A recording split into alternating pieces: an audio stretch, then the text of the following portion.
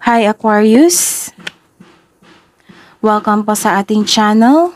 At ito ay inyong Gabay Tarot Reading for February 1 to 15, 2024. 15 days gabay po. First half of February. Okay. Please be reminded that this is general reading po, so maaari kayo magka-relate o hindi. Just take what resonates. Gamitin ang reading na ito bilang gabay lamang. Balik po kayo dito bukas para sa ating daily Gabay Tarot reading. Please like, subscribe, and click bell button for notification para updated po kayo sa daily tarot reading natin. Para po sa gustong magpa-reading, maaari nyo pong makuhang link. Nasa description box po ito. Message nyo lang po ako sa messenger. Maraming salamat po. Pasensya na po sa ingay ha, Aquarius. Kasi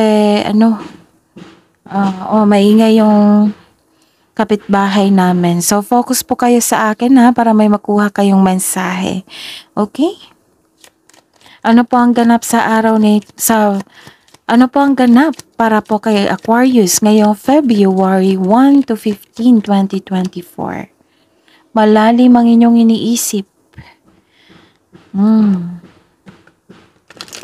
So, ingatan ha, kasi baka magkaroon kayo ng anxiety po. Malalim ang iniisip. May iniisip kayo, may na-miss kayong tao, may iniisip kayo. Aquarius, February 1 to 15.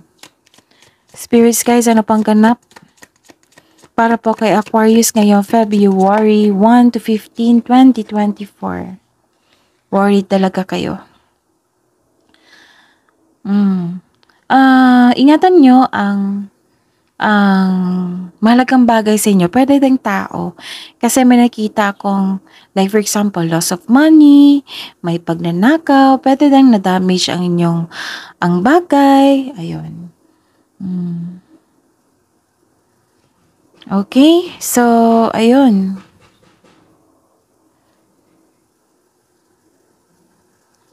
Parang may nakita ko ditong okay. Diba sabi ko kanina sa inyo na ingatan nyo ang pagkaroon ng sobrang pag-iisip kasi may confusion dito. Okay? Pwede ditong depression. So, ask help po. Seek help. Medyo malungkot kayo dito. Nagkaroon ng self-doubt. May unclear sa inyo. What happened, Aquarius? Comment down kung ano po yan para maibsan po kayo. Okay, so ayun. Ingatan din yung sarili kasi feeling ko stress to nagkaroon kayo ng illness dahil sa stress. Sobrang pag-iisip or pagod ito. So, ayun. Okay.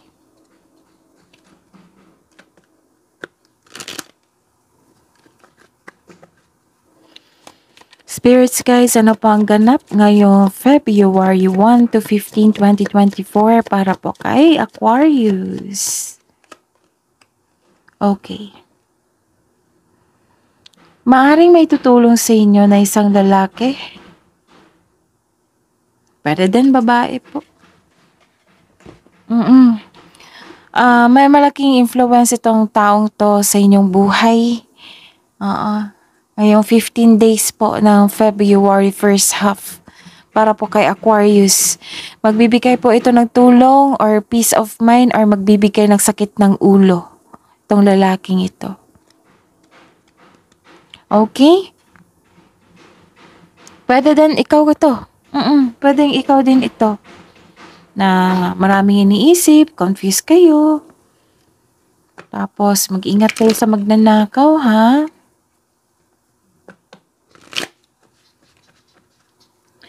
Spirits guys, mensahe niyo po para kay Aquarius ngayong February 1 to 15, 2024.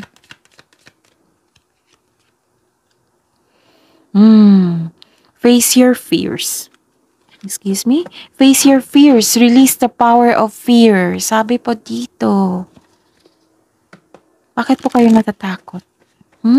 Nagkaroon kayo ng confusion po. So, kung gusto nyo ikwento, kung gusto nyo i-share, Comment down po, Aquarius.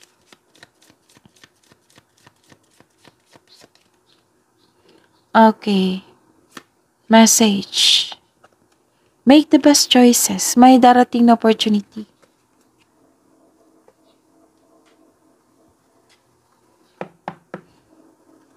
So, don't take this as negative ha. Kasi, ano yan, naka-destiny yan sa inyo na kailangan yung ma-overcome. So, take that as a challenge.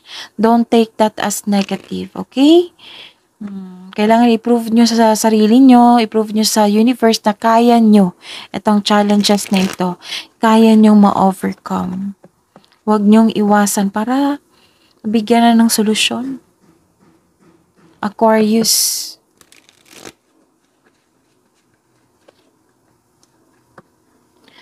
Ano po ang energy ni Aquarius ngayong February 1 to 15, 2024, Spirits Guide?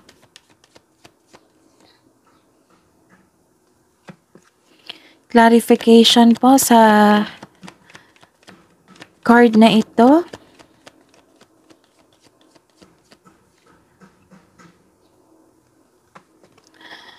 Career and money. Career and money po ni Aquarius ngayong February 1 to 15, 2024.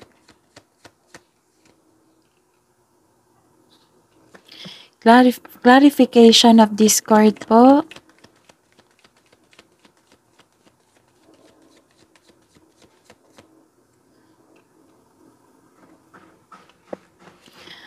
Love and romance, self-love, partnership and romance ni Aquarius ngayong February 1, 2024.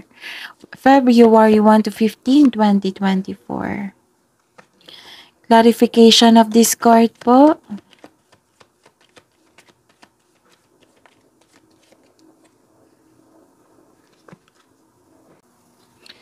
By the way, Aquarius, happy birthday po, Aquarius.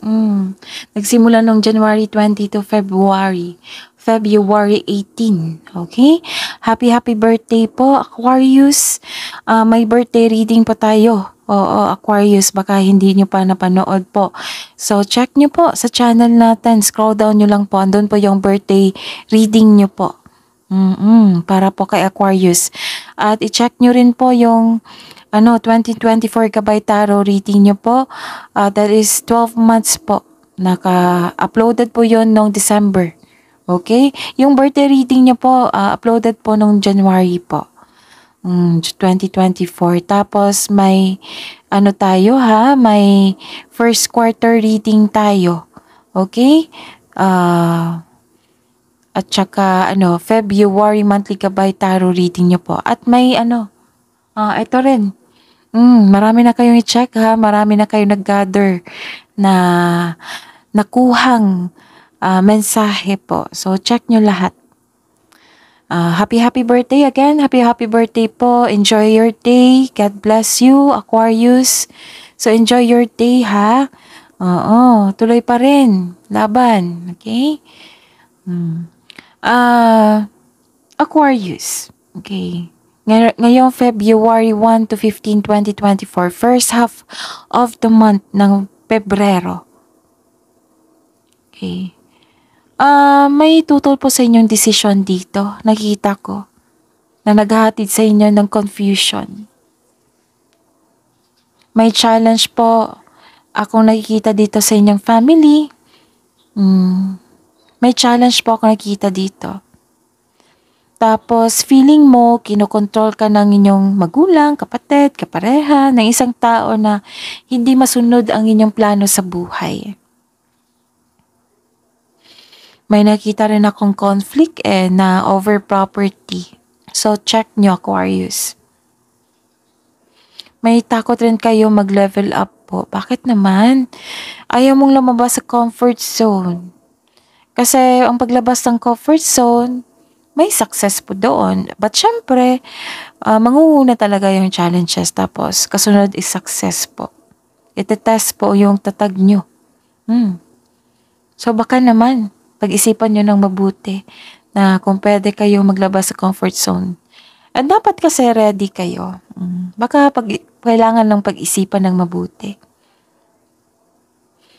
Naku, may nakita ako dito. Pero kailangan kong tong sabihin ha, kasi general reading to eh. Oo.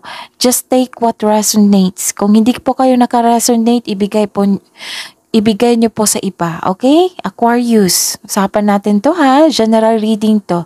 Just take what resonates. So be ready. May nakita kong third party dito. A mistress or a secret affair. May nakita ako dito. It might be you, it might be your partner, or it might be yung kasamahan mo sa pamilya, pumasok sa isang third party. Yan. Tapos ilan sa inyo nag-take advantage sa inyong kabaitan, Aquarius. Mag-ingat po kayo sa manloloko ha. Sabi ko sa inyo dito na may manloloko. Mahilig magmanipula. Oo, isa po tong lalaki. Mapalin lang, magnanakaw po. Okay? So, ayun.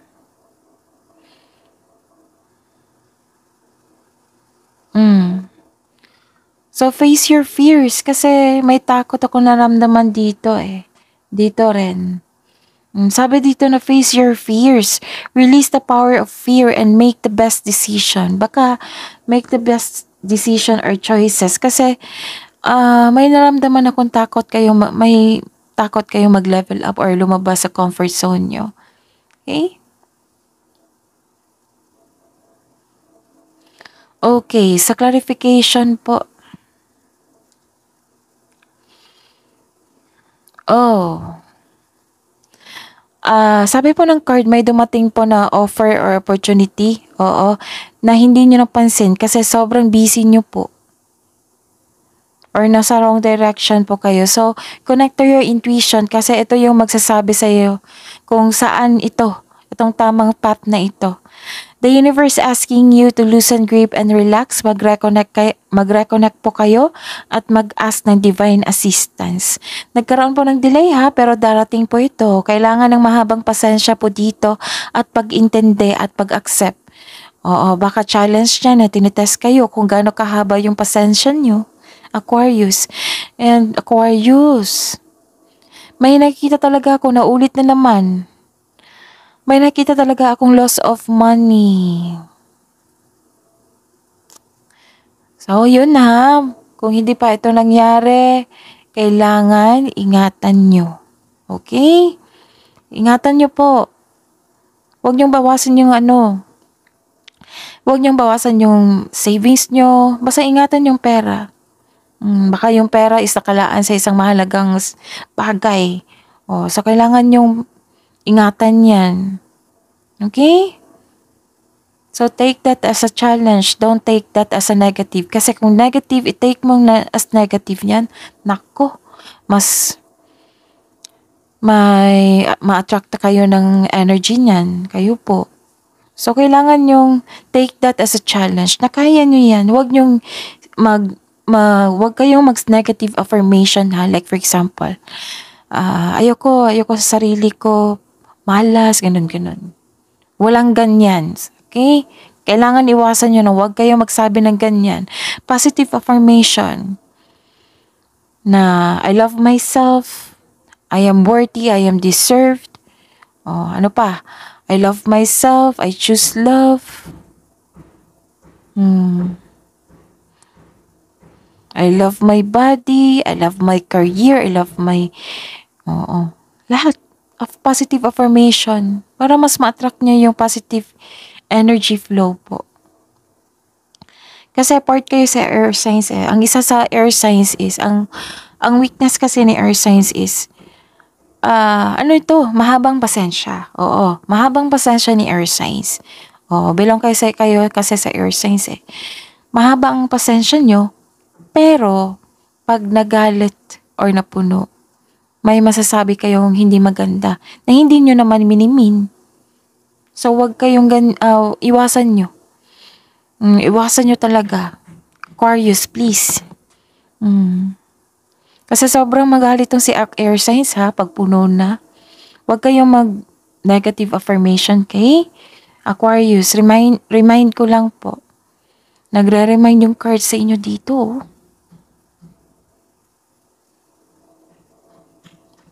And sa career and money. Oh, wow. So claim nyo ito. Aquarius, satisfaction, abundance. Thankful ka sa mga biyayang natanggap mo. You have overflowing abundance. Successful and satisfied ka sa buhay. This card asks you to relax and enjoy what you've worked hard to achieve. Share your good fortune to others. Share your good fortune, maging generous, and your generosity will always flow back to you. May natapos kang project ngayon, sobrang saya nyo at satisfied kayo sa completion po. Sa mga may trabaho, expect a recognition for a job well done. At may nakita po ako sa inyo na promotion po. So following intuition and honoring your ideas will lead you to increase prosperity and abundance. Ang ganda. Your health is improving also and you're welcoming over all feelings of happiness and joy. Make a wish and continue to follow your intuitive guidance on your path. This card signal abundance in all areas of life. Sa kabila ng feelings na ito, baka nalungkot kayo kasi itong isang taong ito na manluloko. Na-distract kayo. So, kaya nyo yan ha. Kayanin nyo, Aquarius. So, ayun, nagkaroon talaga ng delayed pero darating ito. So, habaan ng pasensya, okay? The delay is all part of the process, so stick sa inyong plano at continue to work diligently. You're almost there. Don't give up now. A delay to your success in some way.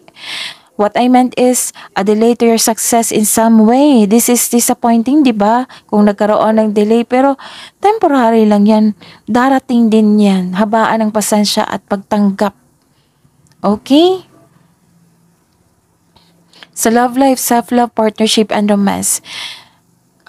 The other week, nagkaroon kayo ng anxiety, di ba? Pag-alala. Ngayon, nawalan kayo ng pag-asa. Pero, decide kayo na ayaw nyo na mag-overthink. Kinakaya nyo ang situation nyo. Healing po. Healing. Aquarius. Okay? May delay talaga. 3 card ang nagsabi dito. Pero, huwag kayong mainip ha, sabi po ng card. Huwag kayong mainip para darating ito agad. Okay? Tinetest yung sarili nyo eh. Challenge po yan. Don't take that as negative, Aquarius.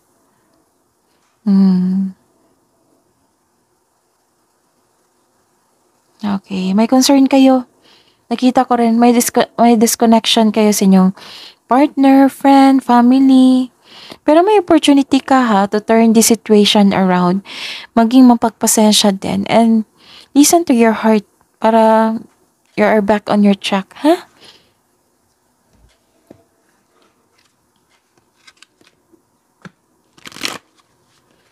Love message po para sa mga single. Magbasa po daw kayo para makalma kayo. And take time to our nature.